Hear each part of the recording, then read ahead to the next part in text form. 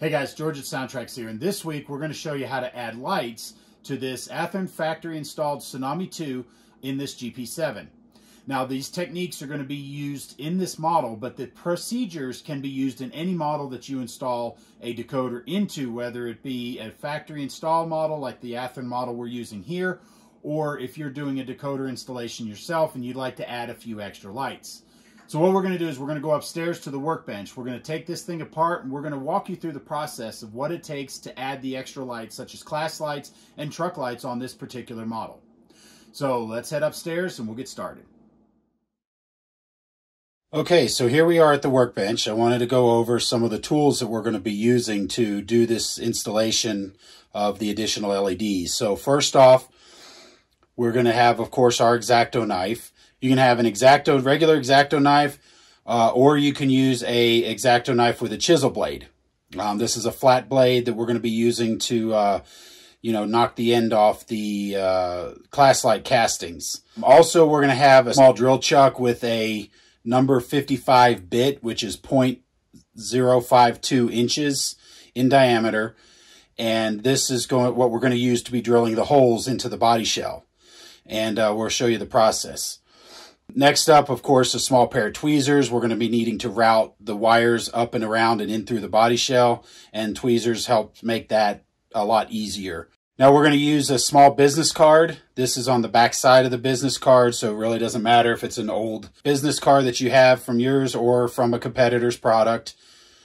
You can use a business card of any type to put glue on the back of we'll use so that we can control the amount of glue we're putting in.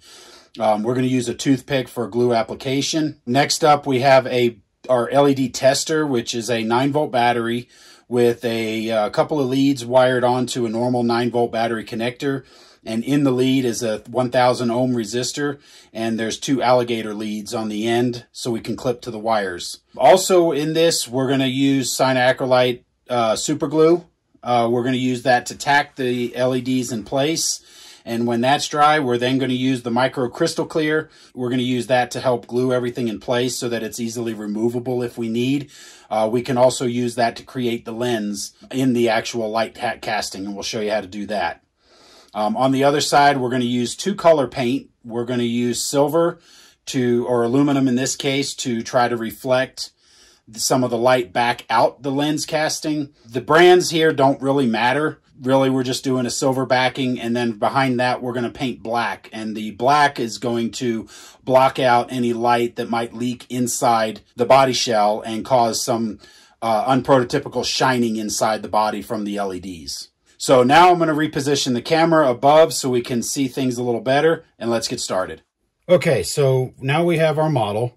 Now I already have removed the coupler pockets, and you can see those right here. Just take the screw out, pull the coupler pocket out, and then at that point, our body shell simply just lifts off. And that will reveal the decoder and the speaker and everything inside. Now, the biggest challenge here is that these wires come up through or off of the decoder and up into the body shell. And in order to gain access to it so we can have flexibility to move the body shell around, we're going to go ahead and remove these wires. Now, the good news is they are color-coded. So we have our black wire for the negative lead to our headlight LEDs. The red wire is our positive lead to our LEDs. And then you have the same thing here on the back. So it's going to be really easy to reattach these to the decoder. So to do this, we simply remove these black plastic clips. Internally, we kind of call them snoods. They're just kind of small little black plastic retainers that help hold the wires in place. So we pull that wire out, and then we do the same thing on the front or on the other side here. And they just slide off really easy. You can use a screwdriver, or I'm using the tweezers. And then we pull our retainer off, and we can just simply remove the wires. Now, I would personally recommend that we tin the wires at this point, and I will do that off camera once I get these wires removed. And we do the same thing on the back. There's one. And here's 2. So now these wires simply pull from the circuit board, And now our body shell is free so that we can work on this while we're doing it. So we can take our locomotive chassis and frame, set it aside for the time being, and we're going to use this foam. Now you guys are going to recognize this. This comes in all of the Athearn Genesis models as a way to protect the models. So we can use that on our workbench to help protect a lot of the fine detail around. So I'm going to go ahead and tin the ends of the wires, and we've covered how to do that multiple times on these videos. If you need a refresher, go check out the webinar 8, which is our soldering video, and that'll teach you all the ins and outs of soldering. So let me get that done, and I'll be right back. Okay, once we have our wires tinned, next we're going to address the model. So one thing we're going to do is we're going to take these small pieces of heat shrink tubing and we're going to glue them up on the inside of the body shell. And what that's going to do is that's going to give us a route and a path for the wires to stay up and out of the way so you don't end up with these loose wires all over the place. Now, one thing you can notice is Athearn has already put these pieces of heat shrink tubing in here, but they haven't glued them up in place. And that helps a lot. So you can reuse those if you like, either in the front or the rear of the model. So it really doesn't make that big a difference, but we're going to go ahead and glue these in place. And what we're going to do is we're going to take this one and just kind of glue it off to the side right there. So that way it keeps everything up and away and nice and secure and clean. And we're going to do the similar thing on the front here. So we're going to take this heat shrink tubing. Now, you'll notice that we can't push it through. So if you want to put this on the front here to help hold this in place, we can do that. We can slide it through on the other side, or you can remove this completely and replace this with some of these smaller pieces of heat shrink tubing that we've got from our heat shrink tubing assortment. So like we've done in a video prior, we're going to take these pieces and we're going to tack glue them up in place. And these are also going to be where we're going to route the class light wires. So take a few moments, kind of plan how you want to put this and where you want to put each piece, how you want to route the wires, and do it accordingly. So to do this, we're going to go ahead and show you how to do this one on the rear. So I'm going to take these wires from the front. We're going to tuck these out of the way. Now what we're going to do is we're going to take our super glue. Now this is just Loctite super glue that I get at the grocery store. And we're going to put a little bit of super glue here onto our business card. Now the cool thing is what I like about these, this is a squeeze trigger here so I can control how much I'm using. Next we're going to take our toothpick. We're going to take a little bit of that glue and put it on the end of our toothpick. Now we're going to take our tweezers.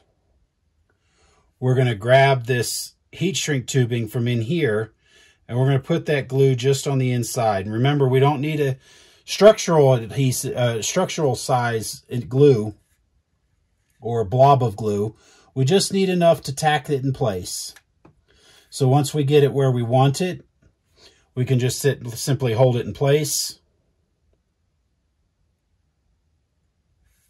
And after a second or so, we're secured and in place. So now we can do that with the other side. So right now what I'm going to do with this model is I'm going to route the headlight wires off to this side. And then we're going to take the class light wires and wire them to the other side. So we're going to do the same thing essentially. But in this case, since the wires are not in it already, I can grab it. I can grab it with my tweezers and I can dip it into the glue. And now I can just simply place it in the corner of the body shell. Now you can do this type of installation if you have a lot of wires where you're running back and forth. Maybe you don't have a whole lot of space in there, the weights and so forth are right up against that body shell. This will give you a little bit more flexibility and also help you control those wires to make sure that your body shell sits properly onto the frame. So we're going to let that dry. I'm going to go ahead and address the front of the locomotive here. I'm going to put my heat shrink tubing where it needs to go, and I'll be right back. Okay, so once we've got our heat shrink tubing back here on the back, we're going to address the front. Now to do this, you'll notice that there actually is a cab interior in here, and it's kind of tricky to get back and forth. Now, as I mentioned, to put this heat shrink tubing, we would have to remove the cab to get access to that. So we're going to do that, and we're going to show you what it takes. So first thing, we're going to move our card with the glue out of the way, and we're just going to take our X-Acto knife. We're just going to gently place this under these Athearn handrails and just slightly wiggle it. Now, these are just press fit, so it'll pop off. And as you can see there, our handrail is loose. So we can do the same thing on the back here. We just kind of gently press it a little bit, twist it, and there we go. Now we're loose. We're going to do the same thing on the other side. This one here apparently is already loose. So we're going to knock that one loose. Great. So now with all four of those out of the way, now we're just going to simply remove the cab. And to do that, we're just going to simply grab up on it. You have to be really careful on this point because of the details. So you want to make sure to grip this and pull this up properly to make sure that you don't damage anything. So what we're going to do is we're going to look at this cab. We're going to see how it's in place. And now we're just going to wiggle this up and get this out of the way. Now in some cases, this may be where you can use your chisel blade and maybe just reach in here in the seam and just kind of pop it loose, just like that. So now our cab is up and out of the way. And you'll see that we have a piece of plastic here. And this is going to be a little bit of a challenge when running our wires. Because if you look, there's not a whole lot of space on here between the cab and the top of these and the where the wires are running. So if we're careful, we can route our wires exactly where we want them to go and still not get lost in here. But we're going to remove this cab interior because we are also going to be adding the truck lights.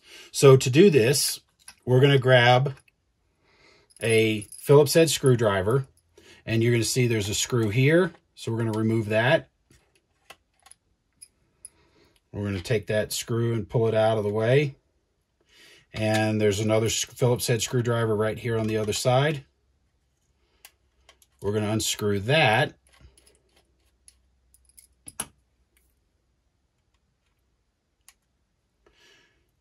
And then our cab interior will simply slide out to the side. Just like that. So we'll take that in. Just remember its orientation because we're going to need to put that back into place. So now we have our full access right here to the cab area, and this will allow us to mount our wires. So as I mentioned, we have this piece of heat shrink tubing here that our wires are going through. But what we're going to do is we're going to run that through the center, but I want to put one in front of the cab and one behind the cab. So I'm going to cut this into half.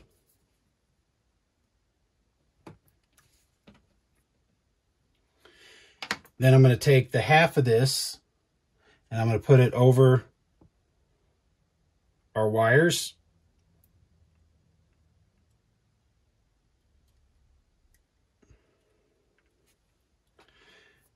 And now what I'm going to do is I'm going to do the same thing I did with the rear.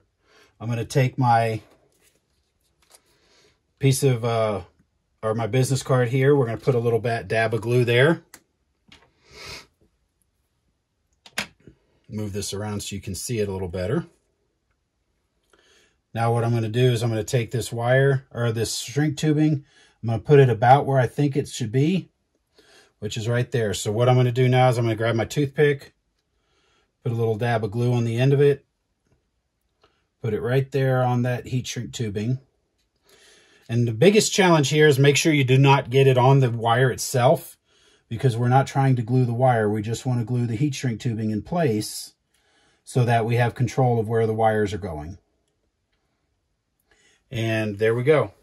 So now we let that sit and dry for a moment, and then we'll do the other part for the front, or the second half of the heat shrink tubing. Okay, so when I'm done, when this dries, I'm going to attach this one. We'll put it in place. We'll show you what we're done, and then we're going to start working on our class light lenses. So we'll be right back.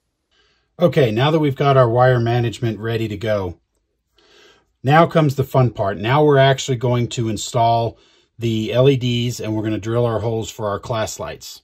So the first thing I like to do is to trim just a little bit off the end here of the class light casting. And the reason for that is because it gives us a flat surface to put our drill bit through. All right, And that's all it takes right there. Just enough to put a flat edge on it. Now the next thing, we're going to use our pointed edge, when this is where a sharp knife comes in handy. And if you have to kind of eyeball this a little bit and figure out where the center of that is.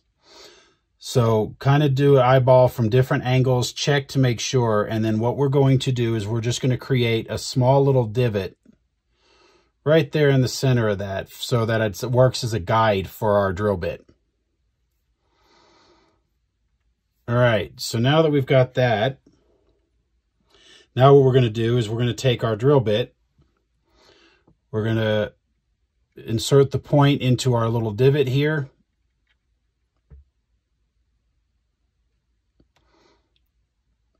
And I'm not sure I'm happy with that, so let's do this again. So now what we're going to do is we're going to cut a little bit further into our casting, our lens casting.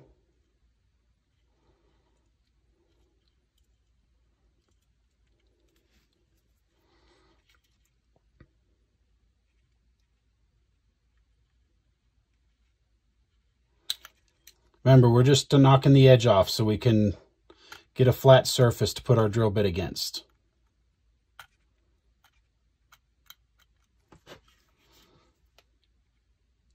Okay, that looks pretty good. So now we can redo our divot and make sure we're right dead center. As close as we possibly can make this.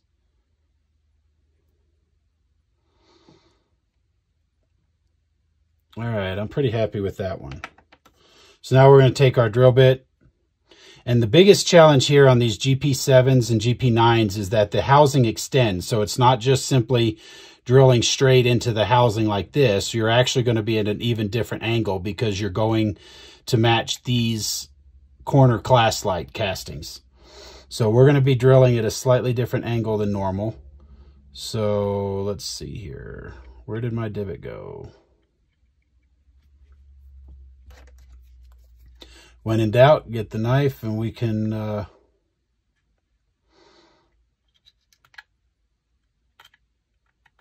retrim this. Now, worst case, you could even go so far as to pre-drill the hole with a much smaller drill bit. Make sure you're in the center.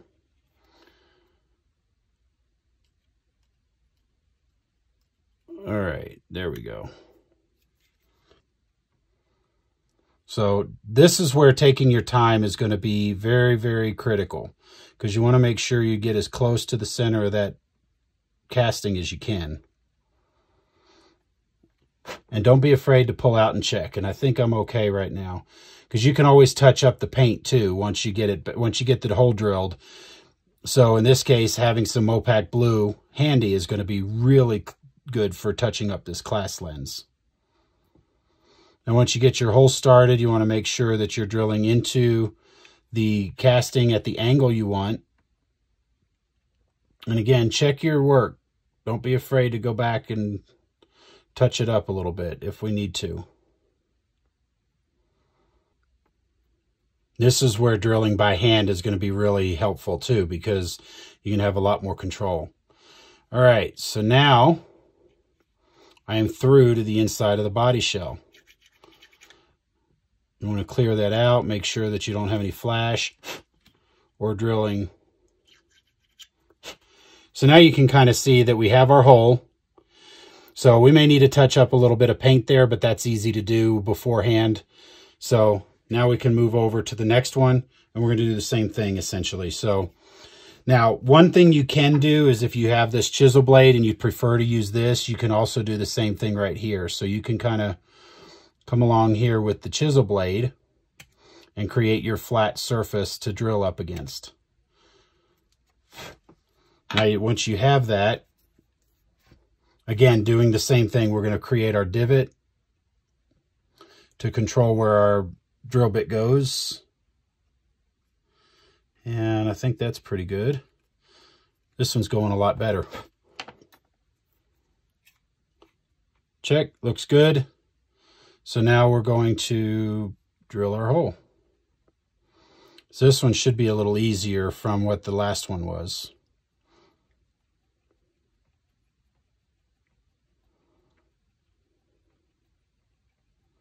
Remember, go slow, check your work, make sure you're still centered where you need to be.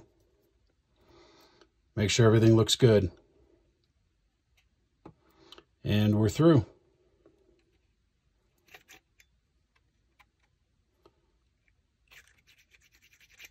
So there's our holes. So now you can see that I've got my holes for my class lenses on both sides, one on each side. Now I'm going to do the same thing on the back, and I will be right back. Okay, now that once our holes are drilled in our body shell, now these plastic body shells are typically made of a gray plastic, as you can kind of see here. And what can happen is if we just mount the LED inside of there, you might get a faint glow, a fake glow around the body casting, and we don't want to do that. We want to make sure that these lights are secured, sealed, and that only light is emitting where we want it. So what we're going to do is we're going to take our paint that we had previously. Now you can do the 2 layers if you like. You can start with a black, let it dry and cure, and then come back with our silver or aluminum paint. In some cases, that would be fine if you're doing headlights or other things like that. That's how I would do it. Go with the black first and then come back with the aluminum silver paint. But these are class lights. They're going to be dim already. So I'm going to save a step. I'm just going to paint the inside of the body shell with this silver. So we're going to go ahead and I'm going to put the black over here. I'm going to shake this up a little bit. Make sure that the paint is mixed up. Now, to do this, I'm going to use these micro brushes. Now, you can get these at your local hobby store. You want to do this, you want to get the right size so that you can fit it inside our hole, so that way we paint just the inside of our hole on our castings all the way around. So, okay, we got our paint mixed up a little bit here. So the good news is a little paint goes a long way. So we can take this, we can put a little bit of paint on the end here of our brush, and then we can simply stick it into the hole here, and we can just wipe away any excess. Now again, this is where touch-up paint is going to be great to have, because you can touch it up and make sure. Now we're going to put a little bit on the inside of the body shell here as well, to make sure that, again, we want to make sure that the light does not shine through our body. Okay, I'm going to put a little bit more on this one. We're going to go into this next hole. Okay, and then we can take our fingers and just wipe away any excess that came up. And like I said, we're going to go back and touch this up with some opaque blue to make sure that this looks right. You may even find a smaller brush than what I have here. This just happened to be the smallest one I could quickly grab. But you see what we're doing here. We're just simply trying to make sure that the insides of these holes are covered and painted on the inside and coming through.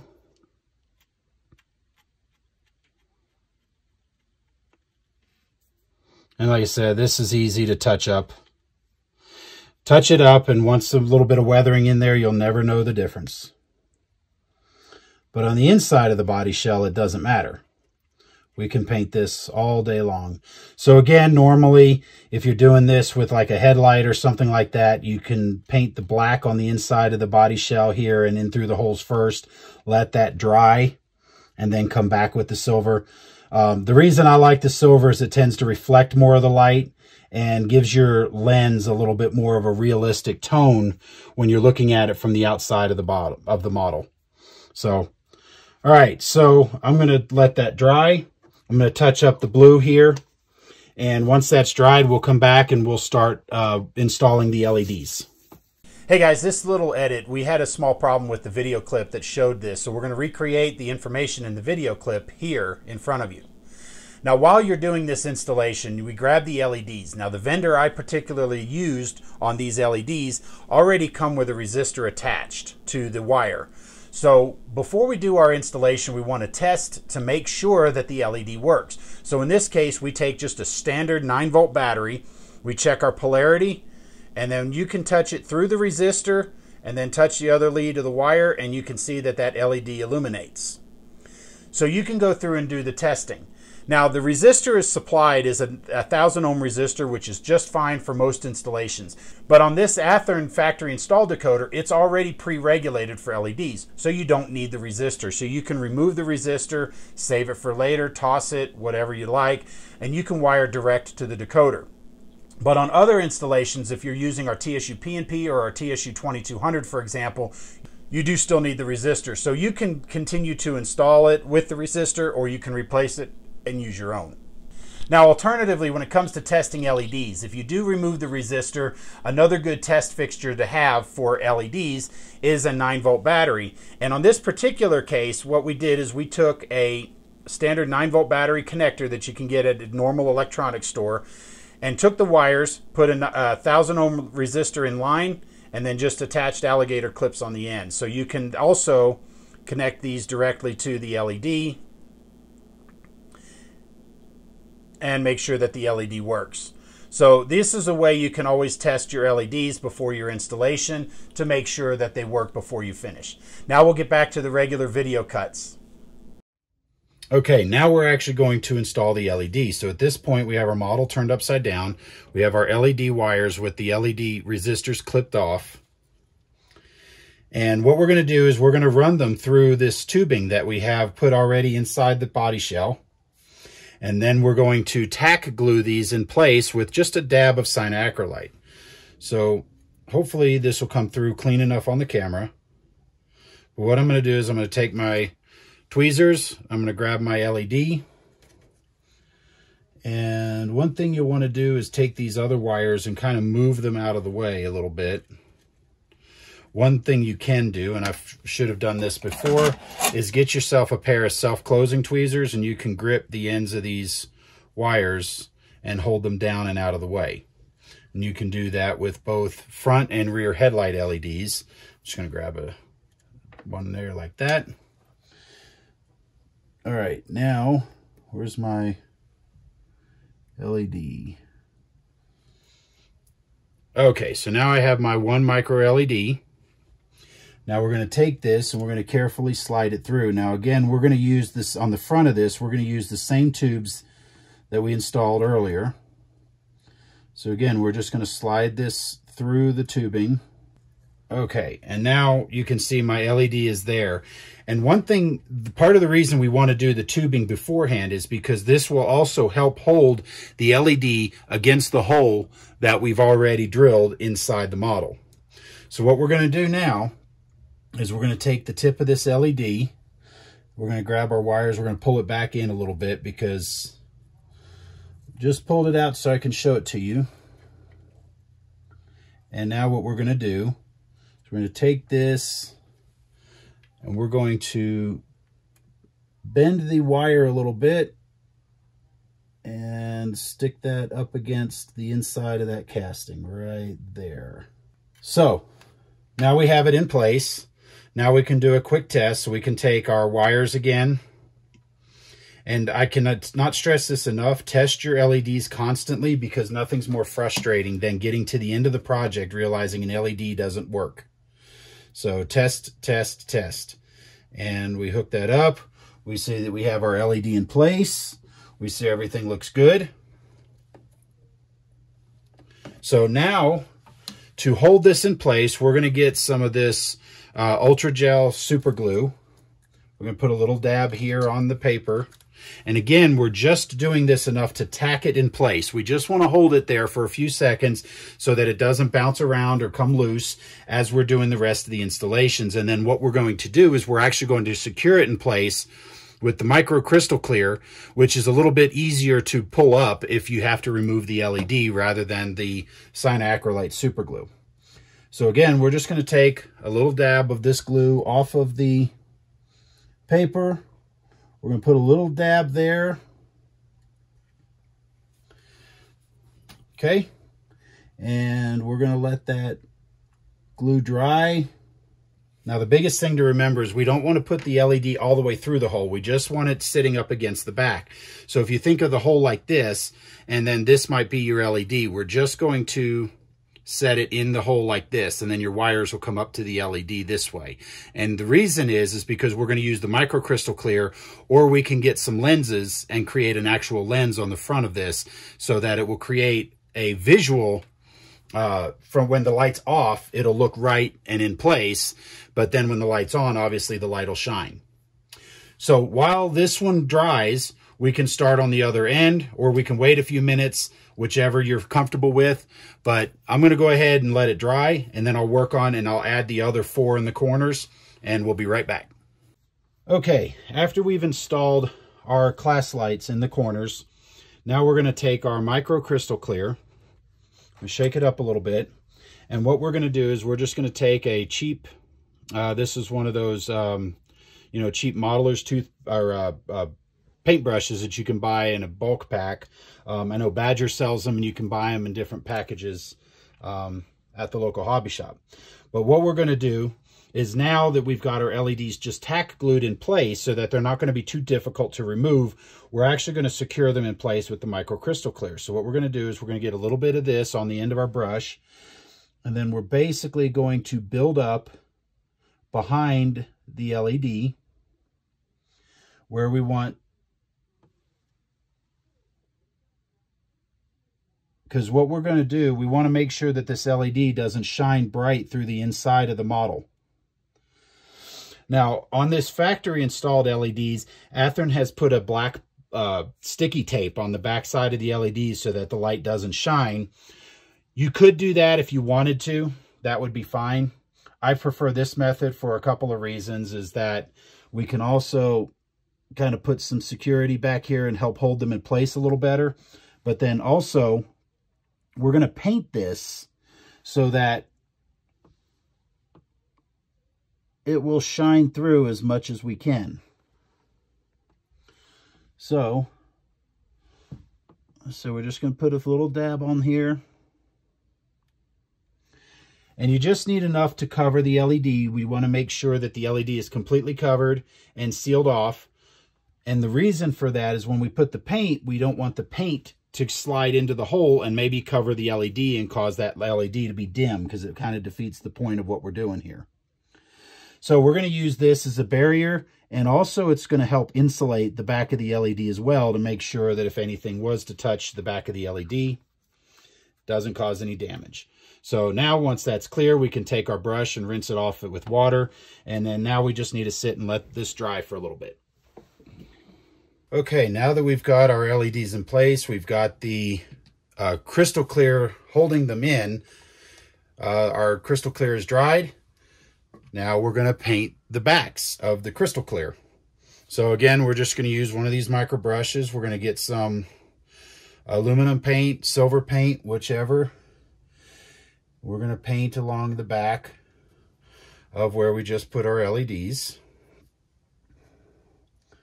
And remember, our crystal clear is dried, so we're just going to paint the back of it just to make sure all the light shines into and through the light housing.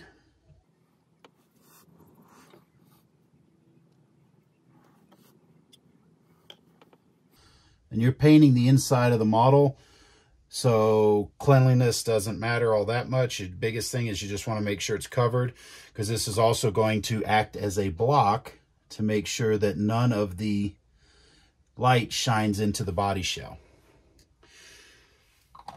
All right, now we're going to let that dry. Then we're going to come back with a layer of black. And again, the paint that you use really doesn't matter all that much. And once that is dry, we'll go back, we'll put the black in, and then we'll be ready for our next step. So I'll be right back.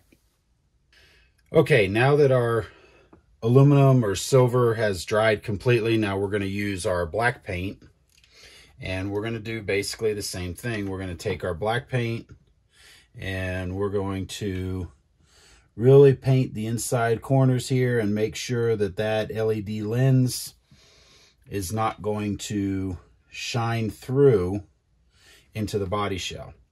Now again, as I mentioned, you don't need to be neat with this. You just want to make sure that you cover up the LED, because again, you want to make sure that it doesn't shine through the body.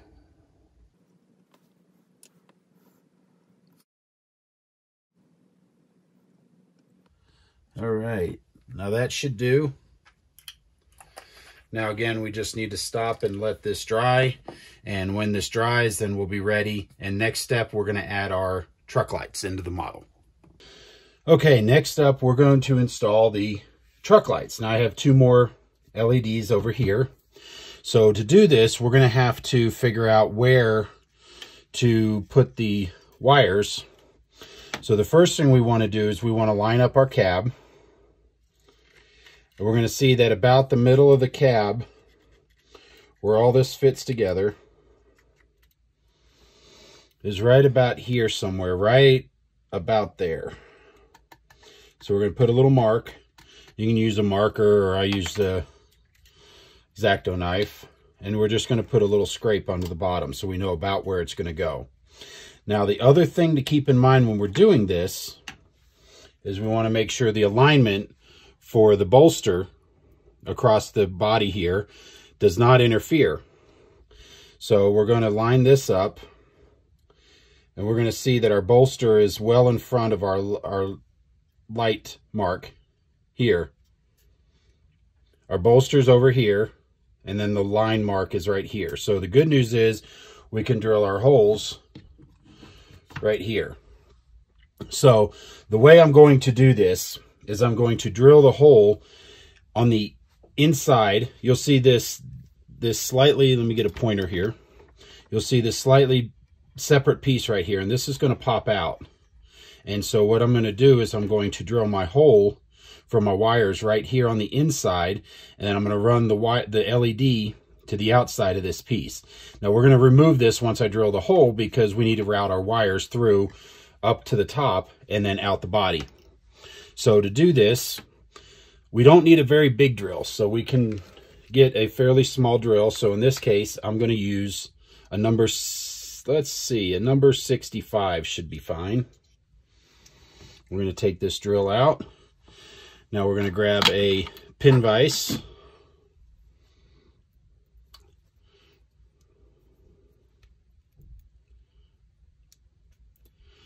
All right. Now we're going to drill our hole.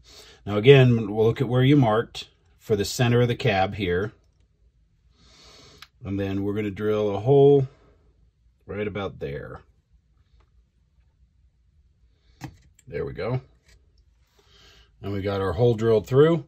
Now we're going to do one on the other side, matching exactly. Now you'll need to check your railroad practices. Some of them didn't have truck lights on both sides, but most of them would, because if the engineer was tied up, the fireman can look.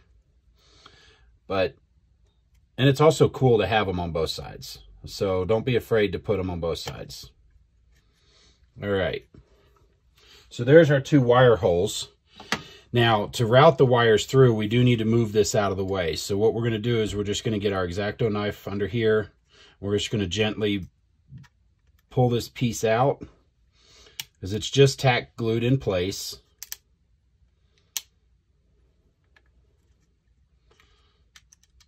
There we go. All right, so now we have our glued piece here. So what we're going to do is we're going to go ahead and glue the LED to this place here, and then run the wires up, and then we'll put this back in place when we're done, and we can do this on both sides. So you can see we could just simply pull this one up and out of the way. And there we go. All right, now we got our second piece up and out of the way. Now, one other thing you'll notice here is you've got these little compartments right in here, perfectly laid out. We can put some weight in there if we want to add a little extra weight to the traction of the locomotive. So I'm going to go ahead and put these LEDs in place. So I'll show you what it looks like when we're done. Okay, now once our LEDs have dried,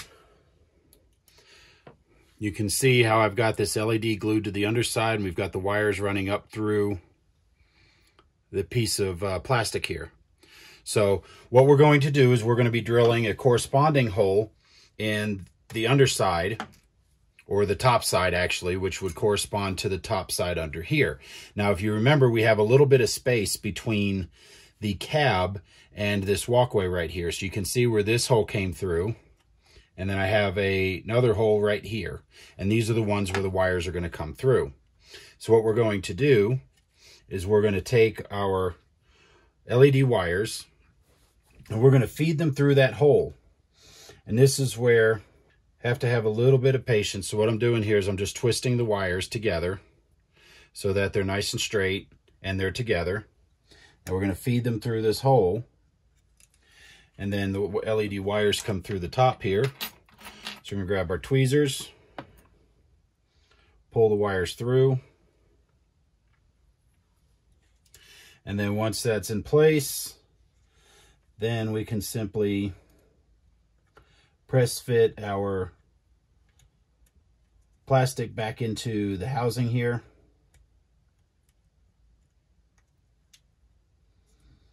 And then we can use a little bit of glue to tack it into place. And in this case, you can use some plastic adhesive, some Tenax or liquid plastic cement, or you can just put a little dab of cyanoacrylate on these. It's really up to you, just depends on what your preferences are. So I'm going to go ahead and do that on both sides here and get these installed, and we'll be right back. Okay, so now once we've got those in place, we've got our pairs of wires for our truck lights. Now these we're going to need to route inside the body shell here. So what we're going to do for the time being is we're going to pull them through the underside here of the body and just kind of tuck them tight, because the next step is we're going to install our cab interior. Okay, so we're going to do this.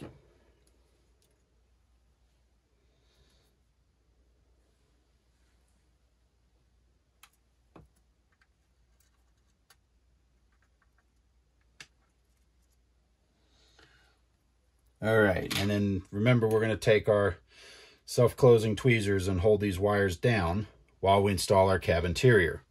And we're going to put our cab interior back in place. So we carefully slide this in above these and under our light wires going to the front of the model. All right, line up the screw holes. And then now all we have to do is grab our screws, which I've put in this bin over here.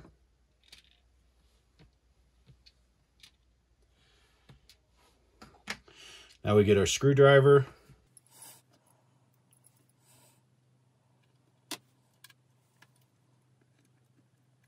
Okay, there's one.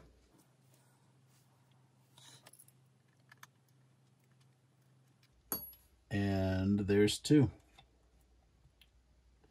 So now our cab interior is stuck in place. Now is a great time to add your cab interior figures. If you're going to have crewmen in there, now's a great time to do that. So I'm going to do that, and I'll be right back. Okay, now once we have our crew figures in, now we can just simply put the cab back in place, because we're going to be done in this area. So we're going to go ahead and just slide this in. And when you're doing this, you want to be careful to make sure that everything lines up. Make sure your crew figures fit inside of the cab. But also you want to make sure that your handrails stay on the outside of the cab when you're pressing it down. Because one of the worst things to do is to get the handrails pinched under here and accidentally break them or snap them off. So there we go. We snapped our cab back in place. Almost. Hold on. There we go. All right, we have our cab back in place. We can see our crew figures in there. So now we can just very carefully put these handrails back into the cab.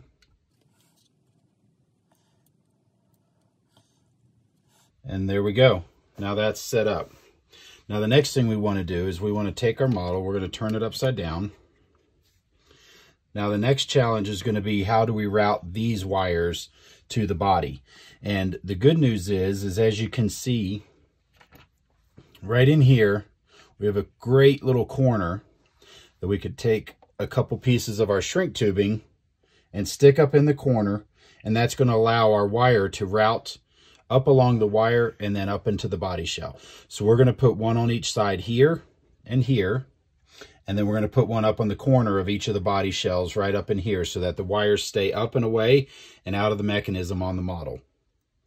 So again, we're going to take our business card here. We're going to put a little bit of glue down. And again, this is just cyanoacrylate gel glue. And I like the gel because it takes a few minutes to cure rather than the liquid, the instant stuff. So it gives us a second or two to place these tubes where they need to go. Okay, there's one. These are pre-cut to about 1/4 inch or 1/2 inch long. Ultimately, it doesn't really matter. We're just using them as conduits. So the exact length, isn't mandatory. Okay. Got one there. And now we have one right there. There we go. Everything's perfectly lined up. So now we'll let this sit for a few minutes. We'll dry and we'll be right back. And all we have to do now is route these wires up through there and then we'll attach it to the decoder. So we'll let this dry for a minute and we'll be right back. Okay, so now the glue is dried for our heat shrink tubing. So we're going to take our truck light wires and we're going to route them through the shrink tubing.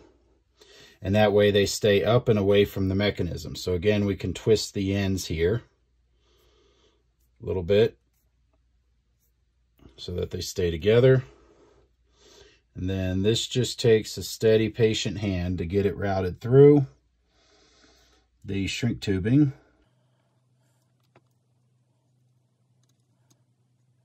And apparently these want to go one at a time, so we'll put them in one at a time.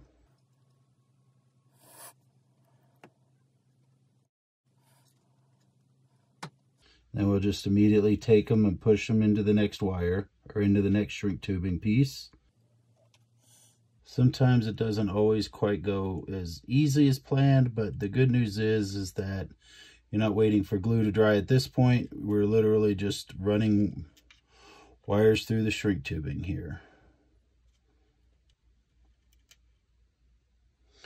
All right, so once we do that to both sides, I'm going to do the other side now really quickly, and we'll come back and we'll tidy this up and attach it to our decoder.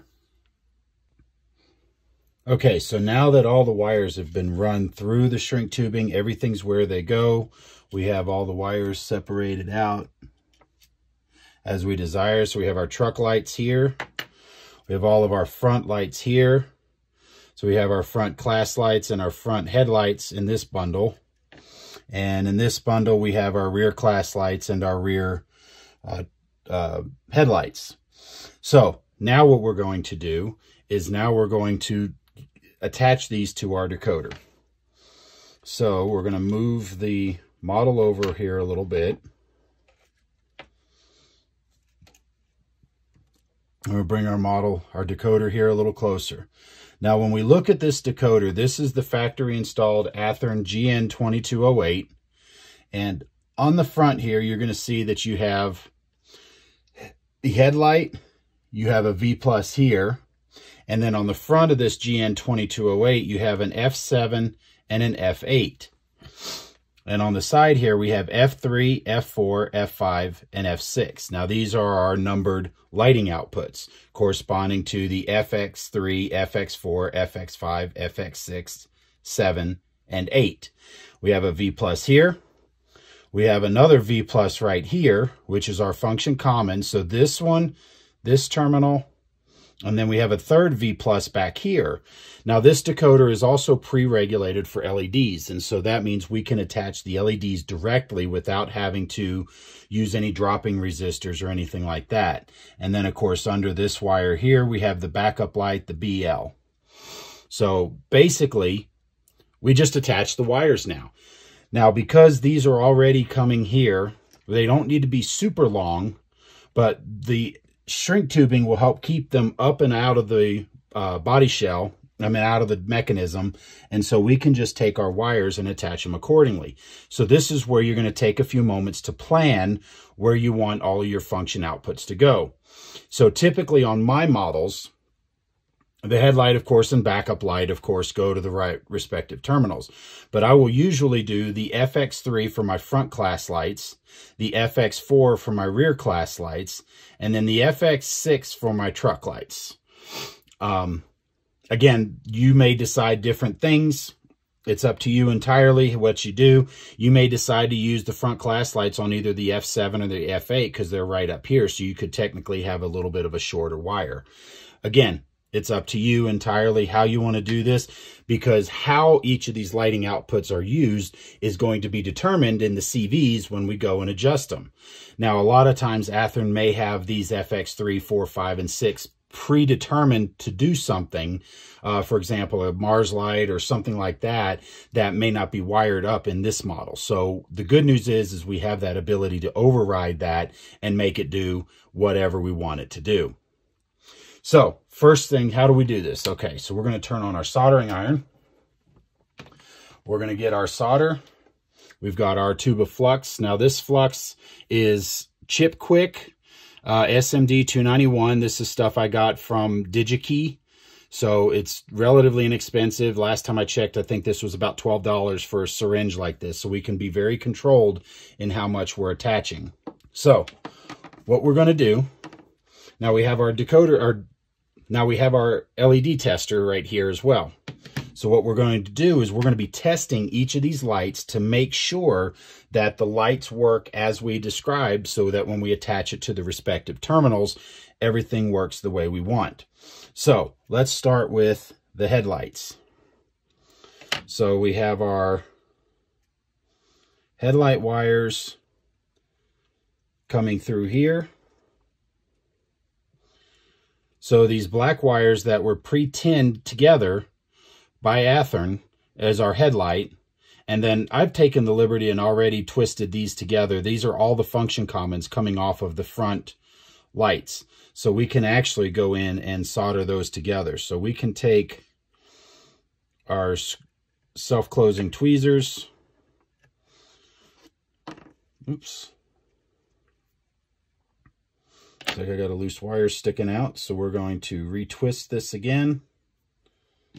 And this time we're just going to go ahead and put the flux on here.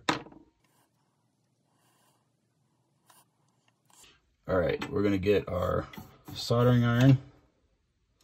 Get a little solder on the end of our iron here. There we go. And we're just going to touch the end of the wire here. And the flux will actually draw the solder into the joint to make our connections. Now, the reason I can go ahead and do this with the function common is because they're going to all be attached here. So we're going to test our LEDs individually to make sure that they all work. So with our LED tester, we're going to take the red wire, attach it to the red wires of this bundle. Now we're going to find our headlight wires. And this is where these self-closing tweezers come in handy, because we can keep all these wires separate. So here's our headlight wires. So we're going to go ahead and attach the black terminal. And we have bright headlight. And you can kind of see some shining in there. In my opinion, I would prefer to have that taped over or painted over. Athearn has put this black plastic tape, so really it's up to you. One of the good news is you can adjust the brilliance on this using CVs. So we have our headlight wire. So now what we can do is we can come over here to the decoder. We can take a little flux and put it on the headlight terminal here. And now we can grab our tweezers, grab the wire. Now we're going to get a little bit more solder on the end here. Let's clean that off a little better. Okay. Now let's get a little bit more solder on the end. And there we go. And now our headlight wires are attached to the decoder. Now the next one is our FX3. Now the FX3 wires, as I mentioned, they're previously twisted together because you cannot test these enough to make sure that they work. So when we connect this to our LED tester, we look and we can see that both of our LEDs are illuminated. Now from your camera angle, you might be able to see some very faint evidence that the light is shining. So when I put shadow over there, you can see it, but you can see that it's not super bright inside the model there. You can go back and touch up the black if you so choose. I personally will here in a little bit. But the good news is now that means that these wires are good to go. So we're going to attach those to the FX3. So now we can actually shorten these wires. You can leave them long if you'd like, but I like to shorten them a little bit so that way we don't have a whole bunch of extra wires running in here. But now that does mean we will have to restrip the ends of these wires. And these micro wires are sometimes a little tough to strip. I don't have a stripping tool small enough, so I kind of have to do it with my fingers. So if we do this one at a time, should be able to get it to strip. Oops. And of course, there we go. Doing it on camera always takes a little longer to get everything done. Now, one other thing you can do is sometimes if you're very careful, you can use your X-Acto knife, and that'll help you strip the end of the insulation off. I don't like doing that because I'm always afraid I'm going to cut my finger, but there we go. All right, so now I have my two stripped ends of the wire. We're going to twist these together. All right, we're going to put a little flux on the end here.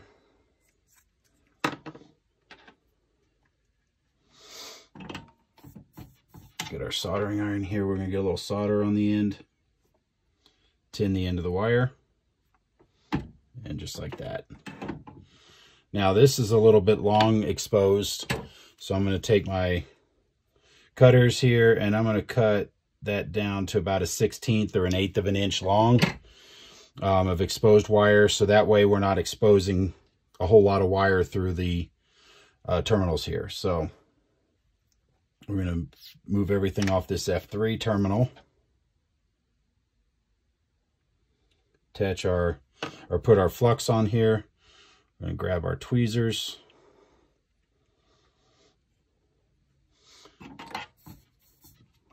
Get a little bit of solder on the end here. Oops. Now I'm going to put my wire through the FX3 terminal here. Put a little solder on here. And there we go.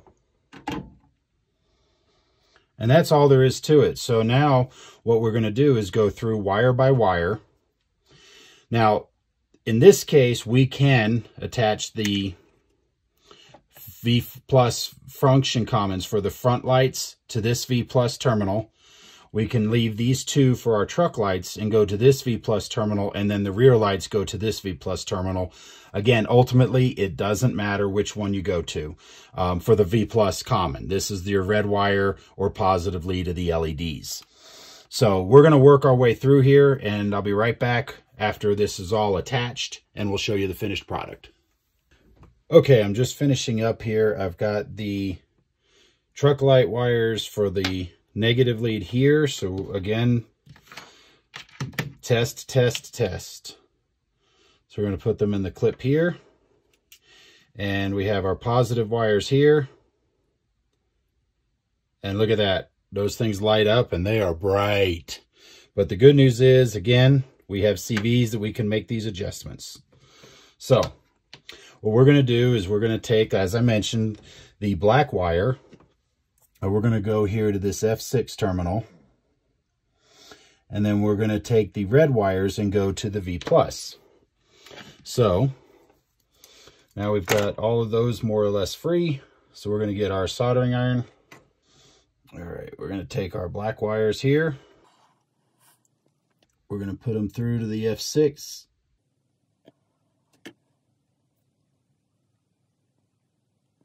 Okay. Now we're going to get our V+ wires. And we're going to go to the V plus.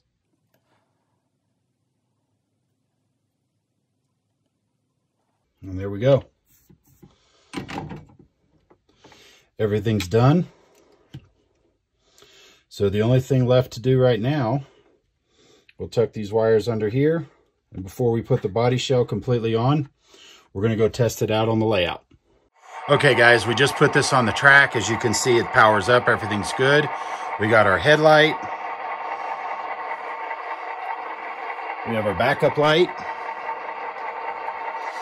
Now let's check our other lights. There's our class lights. There's the rear class lights.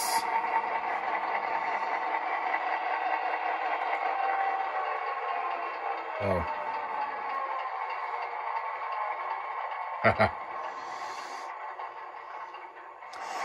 So this is where sometimes the factory function mapping trips us up a little bit, because I went to function 27, which normally turns on the FX6 lighting output, and I didn't realize that I forgot to function map this thing yet. This is brand new out of the box. So in this case, as you can see, the function 5 will turn on and off the truck lights, because that's what Athearn has defaulted it to. So we're going to go upstairs, we're going to button this thing up, we're going to finish it, make sure everything looks good, put the couplers on it, and then we'll come back and do the function mapping. So stay tuned, we'll be right back. Now that we've got this thing buttoned up, one thing I almost forgot is making the lens on the outside of the model. Now that's going to be a very, very important thing, because otherwise your lens casting just looks like a big hole in the side of the body. And so we want to have it look like there's actually a lens there. So we actually have two different choices of things we can do before we do this. One of them is we can, again, take our micro crystal clear and just put a dab in there, and it'll form a little bubble. And when it dries clear. So that way you can have and make lenses. Alternatively, and this is something I've been using, are these light castings from Detail Associates.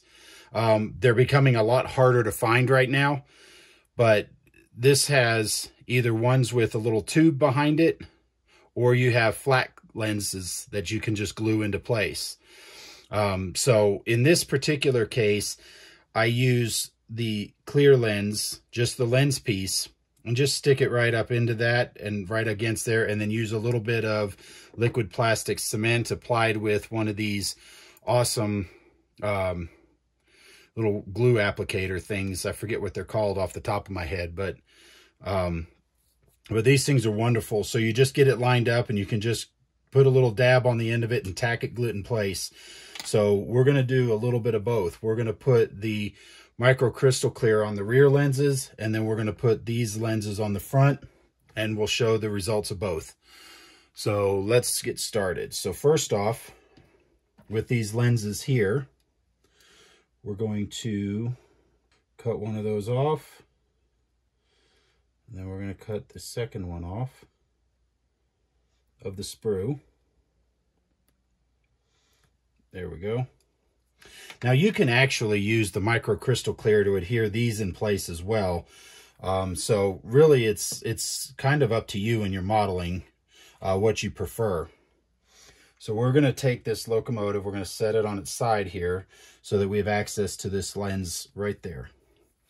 So we're going to use a pair of tweezers. I want this pair. Actually, I'm going to do this a little differently. I'm actually going to use my finger. Just put a little dab of spittle on my finger, and this way we can line it up just like that. Now we're going to take our glue applicator, and we want to make sure we have a little flow, and we do. So we take this and just put a little dab on the edge. Remember, a little bit of this glue will go a long ways. So that one's in place. So I'm not sure how well you can see it in comparison, but we're going to show you. Here's the lens, and then this is what it looks like without the lens, where you've got the big gaping hole. So it'll look a little better, especially once it's weathered and put a little bit of weathering on the edge of it. So let's put the other side in place.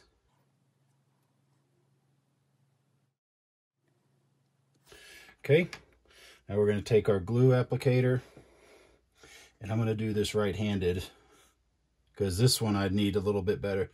I'm not as precise as I am with the, or I shouldn't say, I'm not quite as ambidextrous with this as I am with the soldering iron. There we go. All right, so now that one's in place.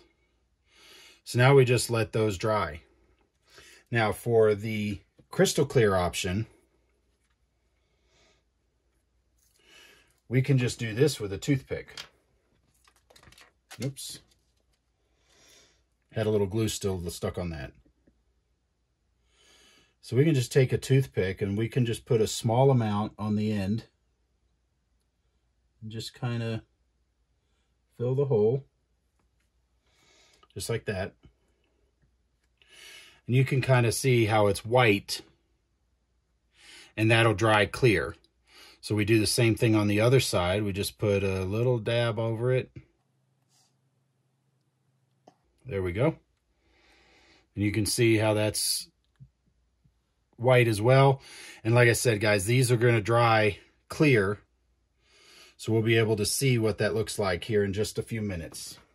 All right, so we're going to let those dry, and then we're going to take them out and test them out.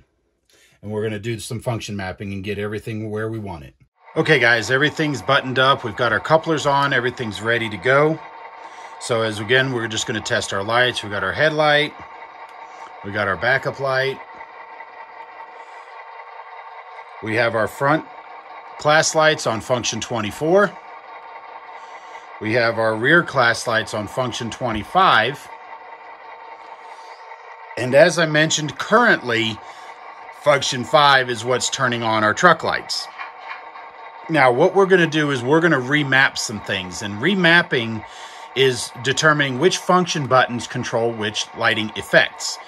Okay, so we want function 27 to turn on the truck lights so that it's consistent with all of our other models.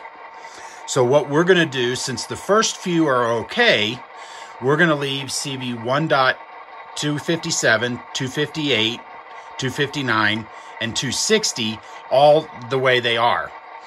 Now remember, we wired to the FX6, so that's going to be CV 1.262. And what we want to do is we want to make CV 1.262 to a value of 27 so that it turns on and off with the 27 key. Now, when we're remapping things, we have to remember that this does not automatically displace what was on function 27. So when I turn on the function 27 right now, the default Athearn factory mapping is to RPM minus, but we don't want to do that because we're going to shut our prime mover down. So now we're going to move those back to function 5 and function 6, again to be consistent with the rest of our roster. So to do that, we're going to program CV285, which is our RPM plus, and we're going to move that to function 5. Now we're going to take our RPM minus, which is CV286, and we're going to set that to a value of 6. So now, when I turn off and on my 27 key, you can see that just the truck lights are turning on and off, but you're not hearing the RPM minus, and you're not hearing the engine shut down. So now the next thing we want to do is we want to control the brilliance of these lights. As you can imagine, when we turn on our front class lights, that's awful bright, especially even if it was for a headlight. So what we're going to do is we're going to take the FX3 and we're going to set this to on-off brilliance 1, which is a value of 19, and then we're going to add 128 for LED compensation. So we're going to set CV51 to a value of 147, and now you can see that those lights got dim. Now we can use CV61 to adjust the brilliance. So we can turn it up or we can turn it down. You can see how dim those lights are. Honestly, I kind of like it there, and what I did was I took CV CV61 and set it to a value of 30. So you can see it's fairly dim, but when I turn on my headlight, you can see that it's a drastic difference between the two. So I'm going to leave that right where it is. Now my rear class lights, because they wired exactly the same way, and we want about the same brilliance, we're going to take CV52, and we're also going to set that to 147, so that the rear class lights will share the same characteristics as the front class lights. Now, the last step in this is our truck lights. Now we're going to turn those on, and as you can imagine, that's extremely bright. So what we're going to do is we're going to set FX6, which is CV54, and we're going to set that to on-off brilliance 2. And that's a value of 20 plus 128. So that's going to make it a value of 148. And when I set that, you can see that they immediately dimmed. Now this uses CV62 to adjust the brilliance. So I'm going to set that to a value of 100 right now. And I'm going to turn off the spotlight here. And we're going to turn on and off the truck lights here, and we're going to see how they look. And you can see that they have a little bit of brilliance. We can go ahead and increase that a little bit. So we're going to take, again, CV62. This time we're going to set it to a value of 130, just to see what it does. And you can see it brightened it up a little bit, but it's not super bright. I think I kind of like where that is. You can see that it's a little brighter than the class lights, but it's not as bright as the headlight. So I hope this tutorial has been good for you. Hopefully you can get some things out of it. If you have any further questions, anything like that, please email us at support@SoundTraxx.com, and we'll be happy to help answer anything we can. Okay guys, now that you see that we've done this installation, you can see the finished model here. We have our headlight, our class lights on the front, and the truck lights all illuminated on this model. So guys, I hope this has been helpful for you. If you have any questions, feel free to reach out to us at support@SoundTraxx.com or give us a call, and we'll be happy to help any way we can.